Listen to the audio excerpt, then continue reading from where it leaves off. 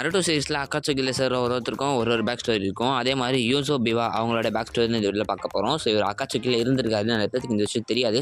So அதை பற்றி இந்த வீடியோவில் பேச போகிறோம். So and don't forget like and subscribe, மறக்காம லைக் அண்ட் சப்ஸ்கிரைப் பண்ணி உங்கள் ஃப்ரெண்ட்ஸ்க்கு ஷேர் பண்ணுங்கள். இப்போ வாங்க வீடியோக்குள்ளே போகலாம். இவரை பற்றி அந்த அளவுக்குலாம் பேக் ஸ்டோரியில் பெருசாக பேசல. ஆனாலுமே பார்த்தீங்கன்னா எனக்கு தெரிஞ்ச அளவுக்கு சொல்லிடுறேன். ஸோ சாபுசாக்கு முன்னாடியே பார்த்தீங்கன்னா அந்த 7 ஸ்குவாட் மிஸ்டில் இருந்தவர். அது மட்டும் இல்லாமல் இட்டாச்சிக்கு கிசாமேக்கு முன்னாடியே பார்ட்னராக இருந்த ஒருத்தர் தான் இவர். ஓகே, ஜோசப் பிவா எதனால் வந்து அக்காட்சுகியில் சேர்ந்தார் அப்படின்றத பார்த்துட்டு வந்துடலாம். ஸோ இவர் பார்த்தீங்கன்னா ஏற்கனவே 7 ஸ்குவாட் மிஸ்டில் இருந்தவர். அது மட்டும் இல்லாமல் நம்ம இதில் தான் பவர் பார்த்தீங்கன்னா 4 பேருக்கு தெரியாது. அந்த ஸ்ட்ராங்கஸ்டான டீம் அந்த அக்காட்சுகியில் இருந்தால் மட்டும்தான் நம்ம தான் கெத்து அப்படின்ற மாதிரி 4 பேர் தெரியும் அப்படின்ற ஒரு நம்பிக்கையில் இவர் பற்றி அக்காட்சுகியில் சேர்றாரு. ஸோ அது மட்டும் இல்லாமல் இவரோட பவர் பார்த்தீங்கன்னா 4 பேருக்கு தெரியுது. அதுக்கப்புறம் ஜோசப் பிவா இட்டாச்சி கூட ஒரு மிஷனுக்கு போனப்போ ஸோ அவங்க டைல்டு பீஸ்ட் கையில் பார்த்தீங்கன்னா அடி வாங்கிட்டு அங்கேயே செத்துருவார். ஸோ அதனால இவர் ரொம்ப பவர்ஃபுல்லானவர் தான். இட்டாச்சியை காப்பாற்ற போயிட்டு ஸோ அந்த பக்கம் பார்த்தீங்கன்னா நம்ம ஜோசப் பிவா அடி வாங்கிட்டு செத்து போயிடுவார். ஸோ நெக்ஸ்ட் அந்த கேரக்டரை பற்றி போகலாம் அப்படின்றத கீழே மறக்காம கமெண்ட் பாக்ஸில் கமெண்ட் பண்ணிட்டு பிளேலிஸ்ட்டை செக் பண்ணுங்கப்பா.